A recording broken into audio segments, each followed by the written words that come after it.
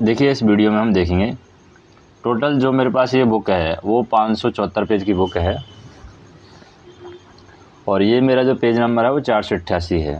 तो 488 से हम पेज नंबर को सॉल्व करेंगे और जितना ज़्यादा हो सके उतना ज़्यादा क्वेश्चन हम सॉल्व करेंगे और उनके आंसर भी हम देखेंगे यहाँ पर। तो देखिए क्वेश्चन क्या है हमारे पास, ये थोड़ा सा ब्रश ले लेता हूँ मैं, यहाँ से मैं लिख सकता हूँ। जैसे कि IE के नियमन के अनुसार उच्च दाब लाइन जैसे कि हाई वोल्टेज लाइन है उसमें सबसे नीचे वाले तार की ज़मीन से दूरी है वो किससे कम नहीं होनी चाहिए। मतलब जो नीचे का तार है सेफ्टी पॉइंट ऑफ व्यू से वो कितनी दूरी रहनी चाहिए, जैसे कम से कम 20 फीट तो रहनी चाहिए ताकि उसके नीचे से साधन भी निकल सके। ये IE का रूल है कि जो भी आपका नीचे का तार रहेगा हाई वोल्टेज लाइन का नीचे का तार वो 20 फीट से ऊंचा होना ही चाहिए ज़मीन से कम, इससे कम तो वो नहीं होना चाहिए। ठीक है, अभी देख लेते हैं दूसरा क्वेश्चन। दूसरा क्वेश्चन क्या है यहाँ पर देखिए, यहाँ पर हम देख सकते हैं अच्छे से। थोड़ा सा इसको जूम आउट कर देता हूँ ताकि क्वेश्चन पूरा प्रॉपर दिख सके। ये देखिए यहाँ तक आपको समझ में आ जाएगा। देखिए घरेलू संस्थापन के विद्युत कार्य के आंकलन करते समय इलेक्ट्रीशियन की संख्या का अनुमान लगाने के लिए पॉइंट्स की संख्या की गणना किस प्रकार की जाती है। मतलब जब हम पॉइंट्स की संख्या की गणना करते हैं तो उस पॉइंट्स की संख्या का गणना किस तरीके से करते हैं। पहला तो मेन बोर्ड के पॉइंट कितने होने चाहिए, स्विच बोर्ड के पॉइंट कितने होने चाहिए और अन्य उपकरणों के पॉइंट है वो कितने होने चाहिए। तो देखिए मेन बोर्ड है, मेन बोर्ड के पॉइंट तो होने चाहिए 4, 4 to 1 का सीक्वेंस रहता है। मेन बोर्ड के पॉइंट होने चाहिए 4, स्विच बोर्ड के पॉइंट है वो 2 रहने चाहिए और अन्य उपकरणों के पॉइंट है वो 1 ही रहने चाहिए, जो बाकी एक एक पॉइंट निकलने चाहिए। तो ये हमारा स्टैंडर्ड फॉर्मेट होता है। मेन बोर्ड के पॉइंटों की संख्या 4 होनी चाहिए, स्विच बोर्ड के पॉइंटों की संख्या 2 होनी चाहिए और अन्य बोर्ड के जो पॉइंट हैं वो हमारे 1 हो सकता है। ठीक है, अभी आ जाते हैं नेक्स्ट क्वेश्चन पे। नेक्स्ट क्वेश्चन है हमारा, जैसे कि ये वाला क्वेश्चन आ जाता है 78 नंबर। देखिए यहाँ पर हम समझ सकते हैं इसको, थोड़ा सा जूम आउट कर देंगे इसको। ये देखिए 78 क्वेश्चन क्या कह रहा है, घरेलू संस्थापन का आकलन तैयार करते समय घर का लोड है किस श्रेणी में विचार किया जाता है। मतलब घर पे जो लोड लगाया जाता है वो किस फॉर्मेट में लगाते हैं। तो लोड जब भी लगाते हैं, घर पर लोड लगाते हैं तो इसका देखते हैं कि रेजिस्टिव किस तरीके का लोड होगा, इंडक्टिव किस तरीके का लोड होगा। तो जब भी हम लोड लगाते हैं तो जो घर का लोड हम देखेंगे वो रेजिस्टिव और इंडक्टिव लोड दोनों हम देखेंगे यहाँ पर। तो क्या आंसर होगा, रेजिस्टिव और इंडक्टिव लोड पर यहाँ पर विचार किया जाएगा। अभी आ जाते हैं नेक्स्ट क्वेश्चन पे। नेक्स्ट क्वेश्चन देखिए ये है हमारे पास, जैसे हम कार्य जब कर रहे हैं तो कार्य करने की जो वोल्टता है वो 1000 वोल्ट से कम है। तो IE के नियमन के अनुसार वोल्टेज टेस्ट कितनी वोल्टता पर करना चाहिए।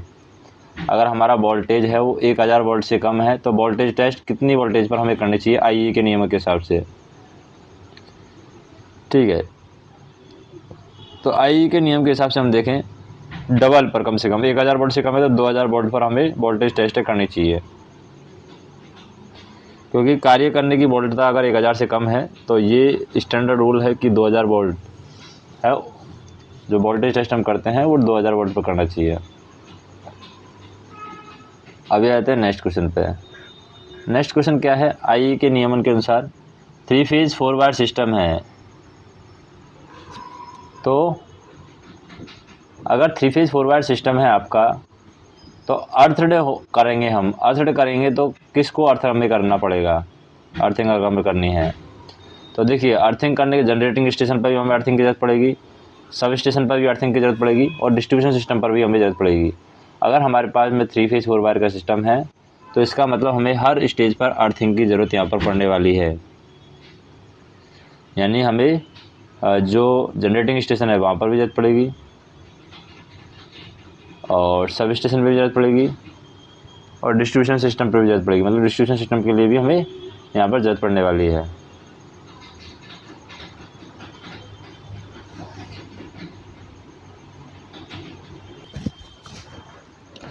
अभी आ जाते हैं हम नेक्स्ट क्वेश्चन पे। नेक्स्ट क्वेश्चन क्या है? नेक्स्ट क्वेश्चन है हमारे पास में ये चलो हटा देते हैं। ये देखिए, नेक्स्ट क्वेश्चन ये पड़ेगा हमारे पास, जैसे अर्थ रेजिस्टेंस है, अगर वो अर्थ रेजिस्टेंस हमारा स्वीकृत मान से ज़्यादा है तो हमें क्या करना पड़ेगा? अर्थ रेजिस्टेंस की वैल्यू स्वीकृत मान से ज़्यादा है तो हमें क्या करना पड़ेगा? अर्थ इलेक्ट्रोड के पैरेलल में एक और इलेक्ट्रोड हमें कनेक्ट करनी पड़ेगी। अगर हमारा अर्थ रेजिस्टेंस ज़्यादा है, क्योंकि रेजिस्टेंस हमें कम करना है, रेजिस्टेंस कम करने के लिए हमें पैरेलल में कनेक्ट करना पड़ेगा। कोई भी रेजिस्टेंस अगर ज़्यादा है, उसका रेजिस्टेंस का मान हमें कम करना है, तो उसके पैरेलल में एक और रेजिस्टेंस जोड़ दीजिए। तो इसी तरीके से हम कह सकते हैं, एक दूसरी हमें इलेक्ट्रोड यहाँ पर पैरेलल में अर्थ इलेक्ट्रोड के जोड़ देनी है, ताकि हम अर्थ रेजिस्टेंस को कम कर सकें, अर्थ रेजिस्टेंस की जो वैल्यू है उसको कम कर सकें। नेक्स्ट देखते हैं, जैसे कि क्वेश्चन है हमारे पास कि आईई के नियमों के अनुसार इलेक्ट्रिकल मशीनों के संस्थापन करते समय कौन से नियम का हमें पालन करना चाहिए? तो जब भी हम इलेक्ट्रिकल मशीनों के संस्थापन कर रहे हैं तो कौन से नियमों का पालन करेंगे?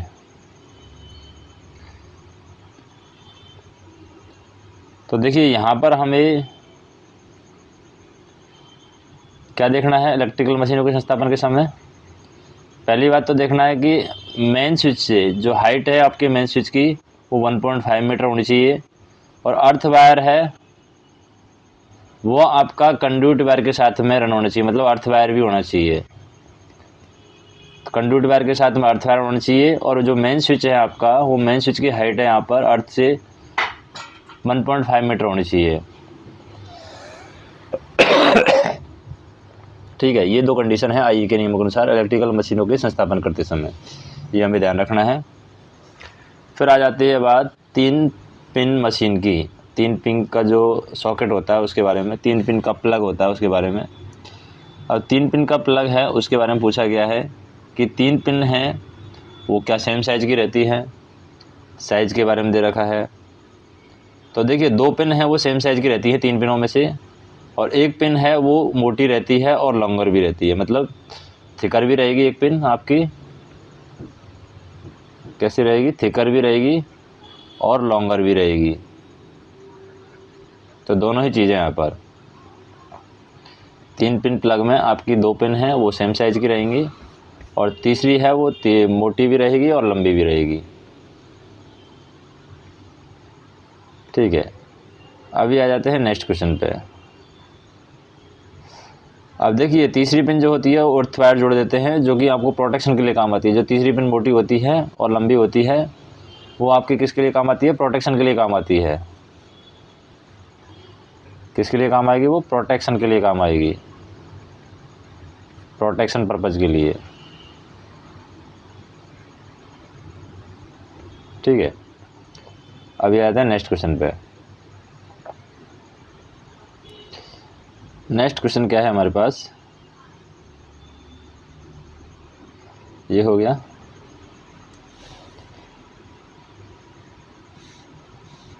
इसको हटा देते हैं। देखिए, यहाँ पर दिया हुआ है acceptance value of grounding resistance to domestic application.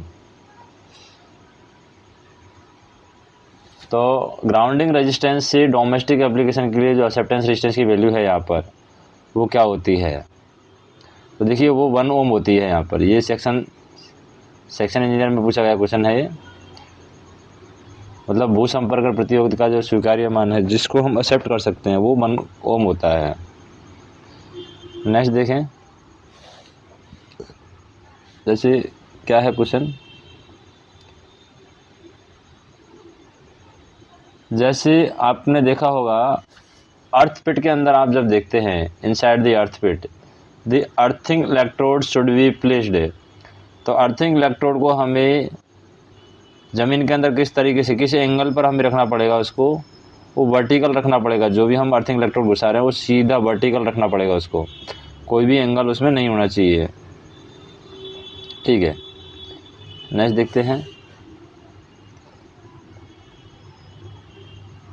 अगर आप अर्थिंग इलेक्ट्रोड लगा रहे हैं तो अर्थिंग इलेक्ट्रोड जब लगाते हैं तो जो आपका बिल्डिंग हाउस है उसे कितनी मीटर की डिस्टेंस पर आपको लगाना होगा। जैसे मान लो from the building whose installation system is being earthed, मतलब जिसका इंस्टॉलेशन सिस्टम है आपको अर्थ करना है, उस सिस्टम से आपको कितनी दूरी पर अर्थिंग इलेक्ट्रोड अगर लगाना है तो लगाना पड़ेगा। कितनी दूरी आपको मिनिमम रखनी पड़ेगी यहाँ पर, वो 1.5 मीटर की दूरी यहाँ पर रखनी पड़ेगी। 1.5 मीटर का मेन स्विच का हाइट रहता है और 1.5 मीटर ही यहाँ पर दूरी रखनी पड़ेगी। जैसे हमने देखा था जो मेन स्विच से जो हाइट रहता है हमारा वो भी 1.5 मीटर ही था और ये भी 1.5 मीटर है। नेक्स्ट देखते हैं। नेक्स्ट क्वेश्चन है आपका क्वेश्चन, ये थोड़ा सा हटा देते हैं। Supplier fuse, domestic wiring system में जो सप्लायर फ्यूज आप देते हैं, supplier fuse which provided in domestic wiring system, तो डोमेस्टिक वायरिंग सिस्टम में जो सप्लायर फ्यूज दिया जाता है वो एनर्जी मीटर के बाद में दिया जाता है, after the energy metre.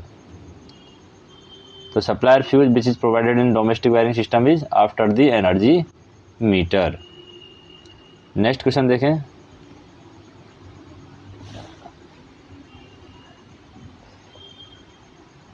Which insulation is most widely use for covering the wire cable, जो कि आप इंटरनल वायरिंग में वायर और केबल यूज करते हैं, तो वहाँ पर कौन सा इंसुलेशन है जो कि यहाँ पर यूज किया जाता है वायर को कवर करने के लिए। तो पीवीसी हम यूज करते हैं, पीवीसी पॉलीविनाइल क्लोराइड का प्रयोग यहाँ पर सबसे ज़्यादा किया जाता है। जो भी हम इंटरनल वायरिंग करते हैं, इंटरनल वायरिंग या केबल होती है, उनको इंसुलेशन प्रोवाइड करने के लिए हम इसी का इस्तेमाल करते हैं। ठीक है।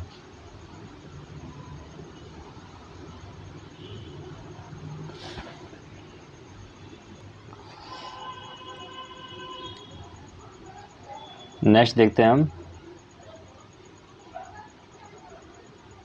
जैसे कि देखिए ये क्वेश्चन हो गया है, इंटरनल वायरिंग के लिए हम कौन सा यूज़ कर रहे हैं, पीवीसी वायरिंग हम यूज़ कर रहे हैं यहाँ पर।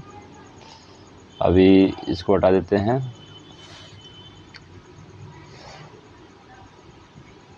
अभी हमारा क्वेश्चन है, ये देखिए, as per I rule permissible variation कितना है वोल्टेज में, कंज्यूमर एंड पर कितना वेरिएशन हो सकता है।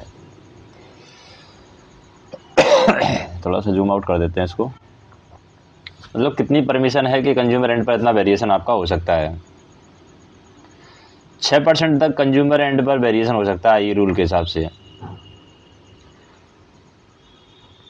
और जबकि फ्रीक्वेंसी की बात करें, ये तो है वोल्टेज की वैल्यू, मतलब वोल्टेज का वेरिएशन 6% तक हो सकता है।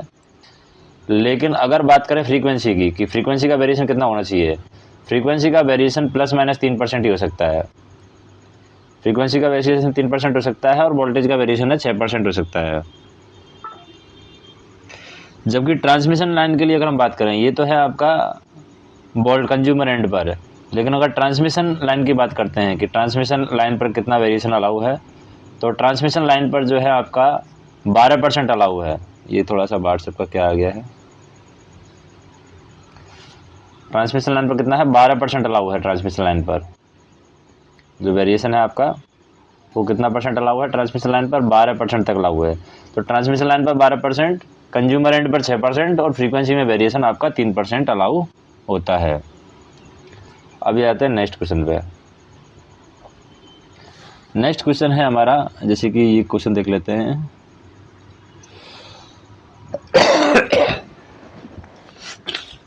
Rated voltage 3 phase power system का, तो 3 फेज पावर सिस्टम है उसका रेटेड वोल्टेज क्या रहेगा। 3 फेज पावर सिस्टम का जो रेटेड वोल्टेज रहता है, RMS line to line voltage, RMS line to line voltage हम कह सकते हैं, जिसे हम बोलते हैं आरएमएस लाइन का जो स्क्वायर रूट होता है उसको बोलते हैं 3 phase. Rated voltage of 3 phase power system is given as RMS line to line voltage, वो होता है हमारा रेटेड वोल्टेज। अब ये आते हैं नेक्स्ट क्वेश्चन पे। नेक्स्ट क्वेश्चन है हमारे पास, जैसे कि ये है अर्थ पोटेंशियल। अर्थ का जो पोटेंशियल है वो हम क्या लेते हैं, जीरो कंसीडर करते हैं। अर्थ का पोटेंशियल क्या लेते हैं, जीरो, क्योंकि जब भी हम इस तरीके से देखते हैं न्यूट्रल को, तो इस तरीके से दिखाते हैं, तो ये हमारा जीरो रहता है, तो ये हमारा अर्थ का पोटेंशियल कहलाएगा जीरो। ठीक है, और इसमें क्या है, आपका करंट की वैल्यू पूरी यहीं से पास हो जाएगी अगर अर्थ का वोल्टेज हम जीरो मानेंगे तो। नेक्स्ट आ जाते हैं, अर्थ रेजिस्टेंस है, उसमें जब आप कंपेयर करते हैं अर्थ रेजिस्टेंस में,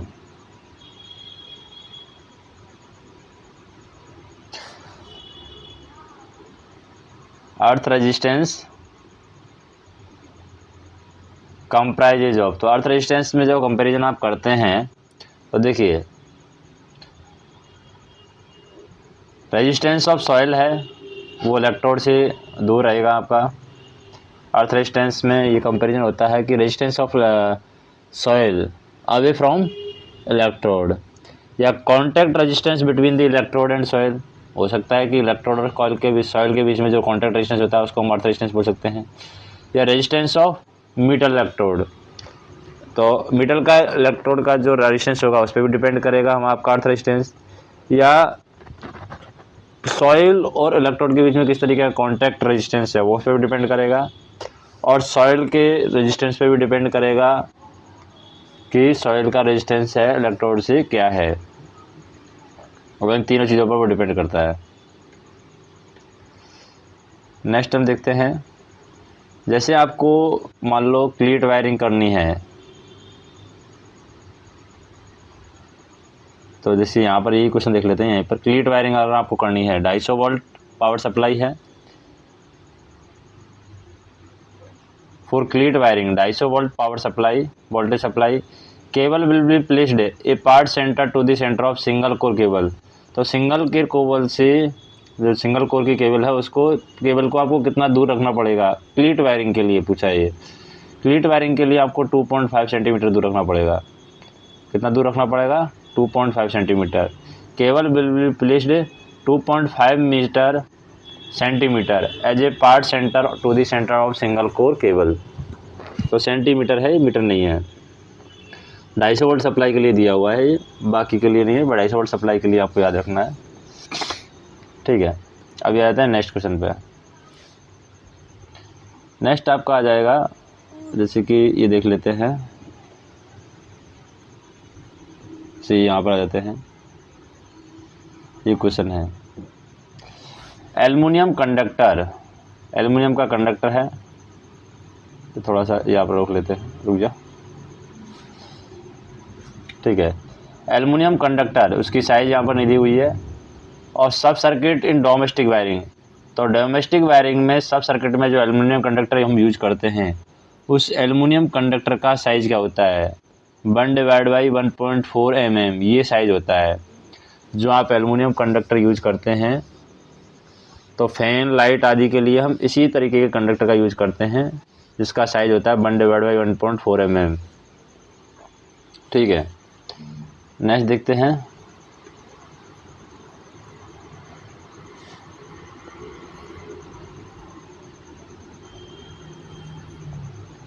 जैसे for painful shock what is the range of electric shock current. 50 hertz पर इलेक्ट्रिक शॉक करंट की वैल्यू क्या होगी अगर आपको पेनफुल शॉक देना है। तो पेनफुल शॉक के लिए आपकी जो रेंज है वो 5 से 10 मिली एम्पियर रहेगी। पेनफुल शॉक के लिए 50 हर्ट्ज पर पेनफुल शॉक के लिए ये करंट की वैल्यू रहेगी जो आपको पेनफुल शॉक दे सकती है। ठीक है, अभी देखते हैं नेक्स्ट क्वेश्चन। हाउस वायरिंग में ब्लैक और ग्रीन वायर है, वो किसको इंडिकेट करते हैं। ब्लैक किसको दिखाता है आपका, और ग्रीन किसको दिखाता है। ब्लैक है वो तो आपके न्यूट्रल को दिखाएगा, ब्लैक आपका न्यूट्रल को दिखाता है, और ग्रीन है वो अर्थिंग को दिखाता है।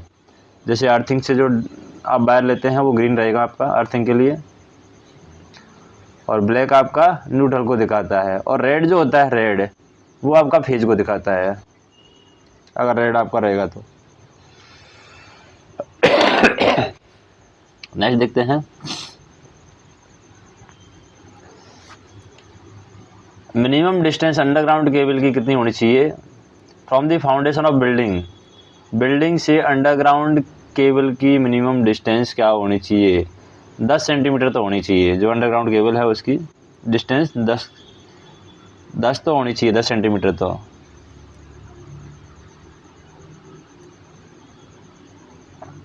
Minimum distance of underground cable from the foundation of building should be 10 centimetre. Next देखें,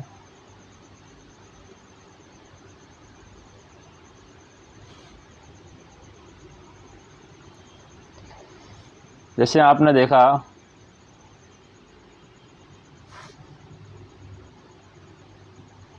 official systematic scientific study of energy consumption by the related organization for the cost reduction and energy conservation is. तो जो official systematic या scientific study है energy consumption की, जो कि आपके related organisation के द्वारा की जाती है कॉस्ट रिडक्शन के लिए या एनर्जी कंजर्वेशन के लिए, तो उसको हम ऑफिशियल जो चीज़ होती है उसको हम क्या बोलते हैं? एनर्जी ऑडिट बोलते हैं। उसको हम क्या बोलते हैं? Energy audit. एनर्जी ऑडिट से हमें ये पता चलता है कि एनर्जी का जो कॉस्ट रिडक्शन है वो किस तरीके से कम कर सकते हैं। किसी भी चीज़ का ऑडिट करते हैं तभी हमें उन चीज़ों के बारे में पता चलता है किस तरीके से उसको कम किया जाए। ठीक है, नेक्स्ट देखते हैं। नेक्स्ट क्वेश्चन है हमारे पास, जैसे कि ये है,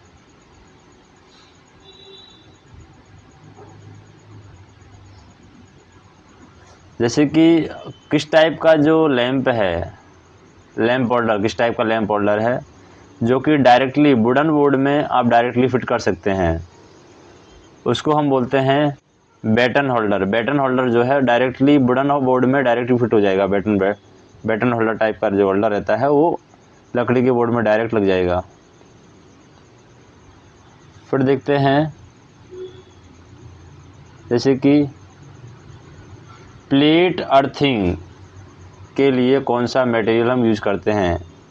प्लेट अर्थिंग के लिए हमें देखिए वुड कॉयल, लकड़ी का कोयला भी हम यूज़ कर सकते हैं, सॉल्ट और अर्थिंग इलेक्ट्रो प्लेट भी हम यूज़ कर सकते हैं। तो ये 3 चीज़ों की ज़रूरत पड़ेगी हमें, वुड कॉयल, सॉल्ट और अर्थिंग प्लेट।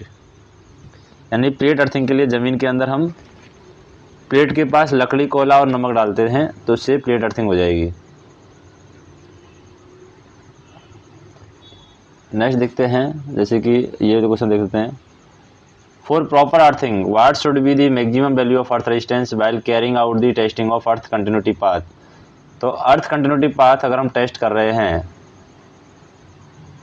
प्रॉपर अर्थिंग के लिए, तो maximum value of earth resistance कितनी होनी चाहिए?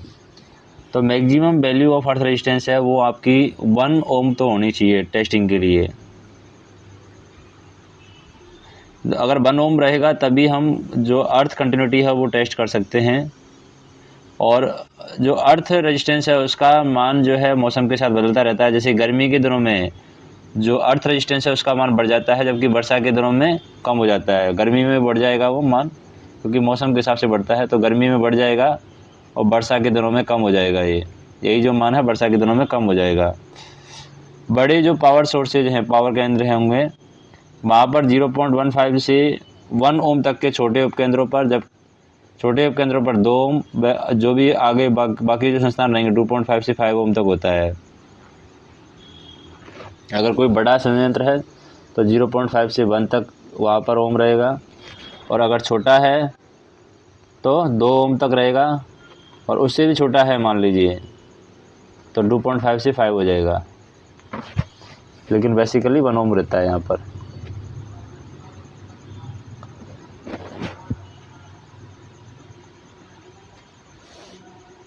अब देखिए एक क्वेश्चन है, ईस्टिंग और कास्टिंग का उद्देश्य क्या है?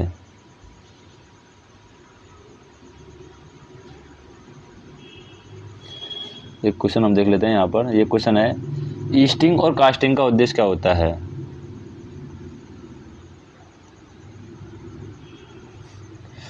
देखिए ईस्टिंग कास्टिंग का जो उद्देश्य होता है वो परियोजना तैयार करना होता है। जैसे यहाँ पर दिया हुआ नहीं है, डिपार्ट परियोजना तैयार करना होता है, परियोजना तैयार करना। अभी परियोजना तैयार करने से क्या लाभ होगा? एस्टिमेटिंग और कास्टिंग, मतलब मूल्यांकन और आंकलन आप जब करते हैं तो ये परियोजना तैयार करना कहलाता है। जैसे कोई भी संस्थान है उसको सुचारू रूप से करने के लिए कार्य की रूपरेखा हमें बनानी पड़ेगी, आवश्यक सामग्रियों का विवरण हमें रखना पड़ेगा, उसकी कॉस्ट का अनुमान हमें लगाना जरूरी है। तो एस्टिमेटिंग और कास्टिंग के अंतर्गत हम ऐसी परियोजनाएं या प्रोजेक्ट तैयार करते हैं जो प्लान्ड कार्य के लिए अनेक सूचनाएं प्रस्तुत करती हैं। देखिए जैसे कि अनुमानित लागत क्या होगी, क्या श्रम का मूल्य होगा, क्या सामग्री का मूल्य होगा, बाकी चीज़ें हैं वो उन चीज़ों से हमें पता चलती हैं। ठीक है, नेक्स्ट क्वेश्चन देखते हैं। जैसे कि ये क्वेश्चन देख लेते हैं। किसी अभियांत्रिकी कार्य को संपन्न करने के लिए सुपरविजन चार्जेज, तो सुपरविजन चार्जेज का प्रतिशत कितना होता है कोई भी इंजीनियरिंग कार्य है उसको संपन्न करने के लिए? तो उसका 10 से 15% होता है। कोई भी अगर इंजीनियरिंग वर्क चल रहा है उसको संपन्न करने के लिए अगर आप परिनिरीक्षण कर रहे हैं, मतलब सुपरविजन चार्जेज है वो 10 से 15% तक रखी जाती है। फिर जैसे 15 HP 30 HP की विद्युत मोटर है और भूतार और इलेक्ट्रोडों की मापें क्या होंगी आपकी? जैसे आप अर्थिंग वायर यूज कर रहे हैं और इलेक्ट्रोड यूज कर रहे हैं तो उसके लिए कितना होगा? 15 HP और 30 HP की मोटर है। ठीक है, तो 15 HP और 30 HP की विद्युत मोटर के लिए अगर आप देखें जो माप रहेगी यहाँ पर 6 SWG 60 × 60 × 3.15 mm रहेगी, 60 × 60 सेंटीमीटर × 3.15 mm रहेगी। ये तो इलेक्ट्रोड की माप है और भूतार की है 6 SWG। नेक्स्ट देखते हैं। जैसे कि आपका एक कार्यशाला है, 30 लंबी है और 15 चौड़ी और 6 सेंटीमीटर ऊंची है। कोई कार्यशाला मतलब उसकी लंबाई चौड़ाई ऊंचाई दे रखी है 30, 15 और 6 सेंटीमीटर चौड़ी। उसमें 120 लक्स का प्रतिपन्न करना है। उपयोजित गुणांक का मान 0.5 और आस गुणांक का मान है 1.4 मानते हुए ज्ञात करना है। इस कार्यशाला को प्रदीप्त करने के लिए 40 वाट की कितनी दोहरी ट्यूबलाइट लगेंगी, जबकि प्रकाश की ज्योतिक्षता है वो 40 न्यूमन पार्ट है। आंश गुणांक जो दे रखा है, मतलब लॉस गुणांक जो दे रखा है 1.4 दे रखा है। और फाई की अगर वैल्यू हम निकालें, अगर कुल अगर एनर्जी हमें निकालनी है फाई की वैल्यू, तो फाई की वैल्यू हो जाएगी EA × NP। ठीक है, EA की वैल्यू क्या है 120 × एरिया कितना है, लंबाई × चौड़ाई 30 × 15 डिवाइड बाई NP। N की वैल्यू कितनी है 0.5, ये उपयोगिता गुणांक का 0.5 और P की वैल्यू है यहाँ पर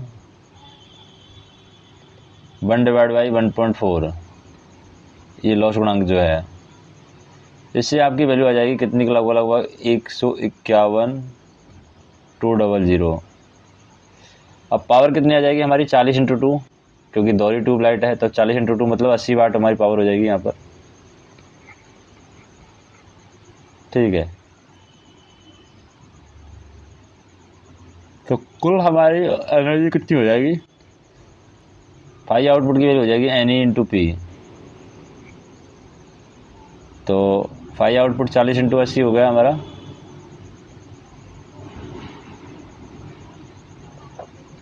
मतलब 3200 ल्यूमन के आसपास हो गया। अब प्रकाश सोर्स की संख्या हमें पूछी है, तो प्रकाश सोर्स की संख्या मतलब 151,200 डिवाइड बाई 3200, मतलब 47 पॉइंट कुछ, मतलब 48 के आसपास ही आंसर आ जाएगा हमारा। अगर हमें निकालनी वैल्यू है तो 48 के आसपास ही आएगा। 5U डिवाइड बाई 5 नॉट आएगा और 5 नॉट की वैल्यू तो N × P से हम निकाल ही लेंगे और 5U हमने पहले निकाल लिया है, EA × NP, EA divide by NP से हम निकाल लिया है। ठीक है, तो बाकी के क्वेश्चन है वो हम नेक्स्ट वीडियो में देखेंगे। अगर वीडियो पसंद आए तो वीडियो को लाइक कीजिए, कमेंट कीजिए और चैनल को सब्सक्राइब कीजिए। धन्यवाद।